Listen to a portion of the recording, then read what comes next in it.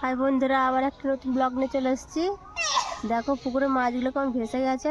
দেখতে এসেছি, পুকুরে খোল দেওয়া হয়েছে, রাত্রিরে জাল দেওয়া হবে। মাছ মানে প্রচণ্ড মাছ ছাড়া হয়ে গেছে, ওই জন্য মাছ বাড়ছে না। খোলটা দেওয়ার পরে মাছগুলো সব ভেসে গেছে, দেখছো চারিদিকে সব মাছ ভাসছে। ওয়েদারটা কীরকম দেখো, মেঘলা মেঘলা, যেন ঝোড়ো ঝোড়ো ভাব, কিন্তু এক্ষুনি বৃষ্টি আর ঝড় চলে আসবে। রোদ্দুরটা ঠিক আছে, আর মেঘলা মেঘলা হয়ে থাকলে ভালো লাগে না, মনটা খারাপ হয়ে যায় যেন। পুরো মেঘলা হয়ে গেছে ওয়েদারটা, মাছগুলো হাতে ভেসে গেছে না, ফাঁকা জায়গা তো, যদি কেউ ঘুরি করে, ওই জন্য দেখতে এলাম। রাত্রির হয়তো এখনো ঢের বাকি, অনেক বাকি, তার মধ্যে যদি কেউ সাবড়ে দেয় মাছ ফাছ, মনে হচ্ছে না। মাছ এমনই একটা জিনিস, আর এখানে কত সব সবজি গাছ লাগানো আছে। এই ধনে গাছ আছে, টমেটো হয়েছে, কাঁচা টমেটো, মূলগুলো সব পেকেই চলে গেছে। এখানে হচ্ছে ওলকপি হয়েছে, সব দিয়েছি টাটকা ওলকপি। সবজি ফবজি সব পেকে পেকে যাচ্ছে, সব খাচ্ছে না। জায়গা সব এখনো ভাগ হয়নি, এখনো 4টে ভাগ হবে। এগুলো গাছটা এখনো কিছু বসানো হয় না, এসব গাছ বসানো হয়েছে, তাই কাছে লেগে গেছে।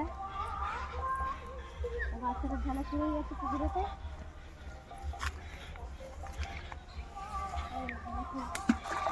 দেখো এই একটা কড়াই চাষ করেছে, এটা যে সেই মুগ গোড়াই বলে, এখনো হয়নি, কড়াইটা এখনো হয়নি। এগুলো সব কুমড়ো গাছ, মাঝে মাঝে সব কুমড়ো গাছ দিয়ে দিয়েছে, কড়াইটায় সব ফুল আসছে।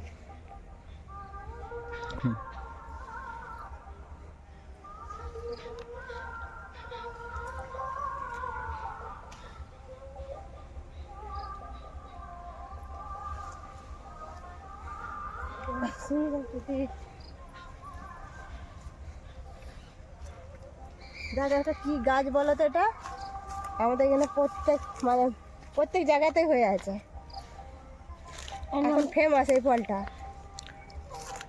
এটা কেউ বলছে ফটকা ফল, কেউ বলছে রসবেরি।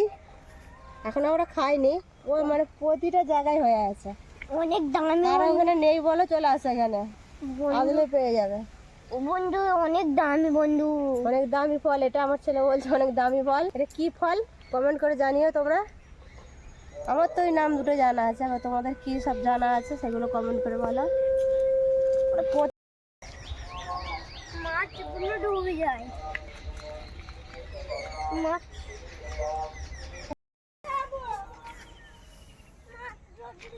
তোমার মুখটা বন্ধ কর।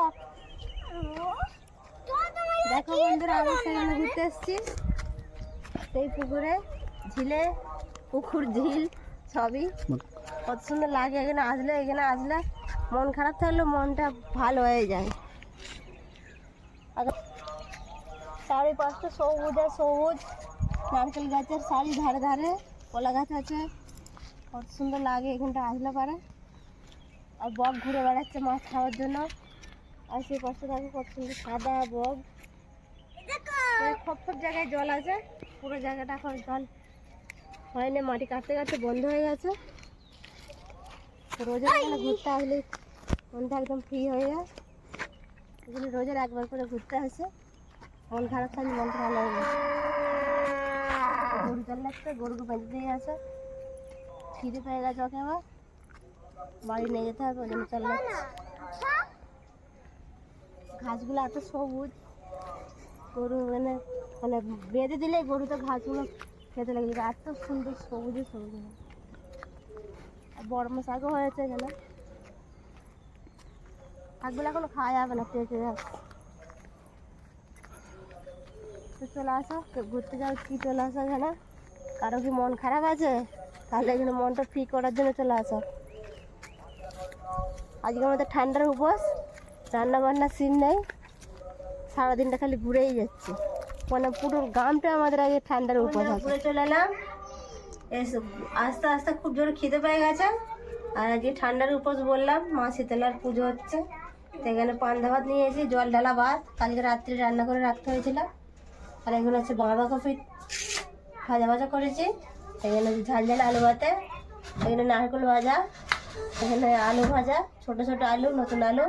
আর এখানে করলা ভাজা। আর এটা ছেলের জন্য আঝালা তুলে রেখেছি, ঝাল খেতে পারে না। আর জলটা খেতেই ভালো লাগে ভালো থাকছে। এখানে 1 ডিশ জল নিয়েছি। আর এখানে হচ্ছে লবণ না হলে পুরো মানে খাওয়াটা পরিপূর্ণ হবে না। আজকে এরকমই খেতে হবে আমাদের সারা দিনটা, মানে যতক্ষণ না পুজো হবে ততক্ষণ বাউন না যতক্ষণ অনুমতি দেবে যে উনুনে আগুন দেবে না, ততক্ষণ আমাদের এই ঠান্ডা খেয়েই যেতে হবে। এটাই নিয়ম। খুবই জাগ্রত মা শীতলা, যে সবাইকে এই মেনেই চলতে হবে আজকে। এবার পুজো হয়ে গেলে ওই জন্য মাইক থেকে বলে দেবে ঠাকুরমশাই যে এবার যে যার উনুন জ্বালাতে পারো। চলো ভিডিওটা এখানে শেষ করলাম। যদি ভালো লাগে অবশ্যই লাইক কমেন্ট শেয়ার করতে ভুলবে না, আর সাবস্ক্রাইব করতে ভুলবে না। তো আজকের মতো এখানে টাটা।